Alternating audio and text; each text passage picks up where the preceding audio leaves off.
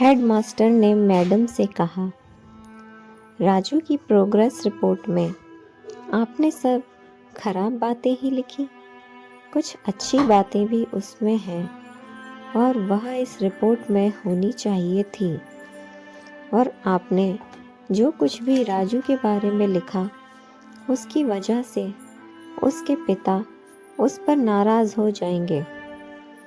Madam ने कहा, मुझे नहीं लगता कि राजू के बारे में लिखने के लिए कुछ अच्छी बातें भी हैं। वह एक निकम्मा और आलसी लड़का है। यह कहकर मैडम वहां से उठकर चली गई।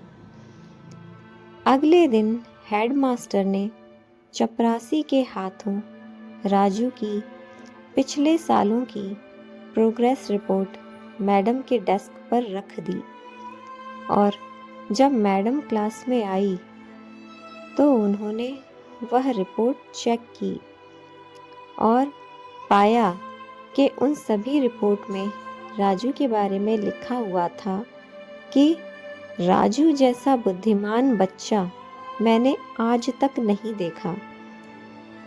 वह बहुत संवेदनशील बच्चा है और अपने मित्रों और शिक्षकों में से काफी लगाव रखता है। राजू ने पिछले साल में भी प्रथम स्थान प्राप्त किया है। इसके बाद मैडम ने उसकी कक्षा 4 की रिपोर्ट खोली। उसमें लिखा था कि राजू अपनी माँ की बीमारी के कारण हमेशा तनाव में रहता है और उसका ध्यान पढ़ाई से हट रहा है। राजू की माँ को अंतिम चरण का कैंसर हुआ है। घर पर कोई और उसका ध्यान रखने वाला नहीं है, जिसका गहरा प्रभाव राजू की पढ़ाई पर पड़ा है। और लास्ट में नीचे हेडमास्टर ने लिखा कि राजू की माँ मर चुकी है और हमें राजू के जीवन को पहले जैसा करना होगा। यह पढ़कर मैडम की आंख से आंसू गिरने लगे और वह अपने आप को रोने से नहीं रोक पाई।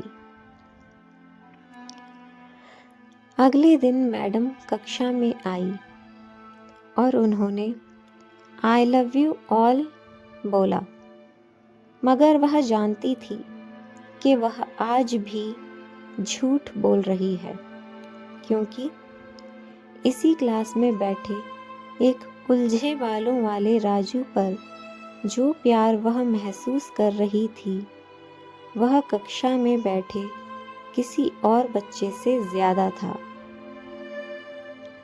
पढ़ाई के दौरान राजू से सवाल पूछा और हमेशा की तरह राजू ने सर झुका लिया और कुछ देर तक मैडम की डांट और दूसरे बच्चों की हंसी उसके कानों में नहीं पड़ी।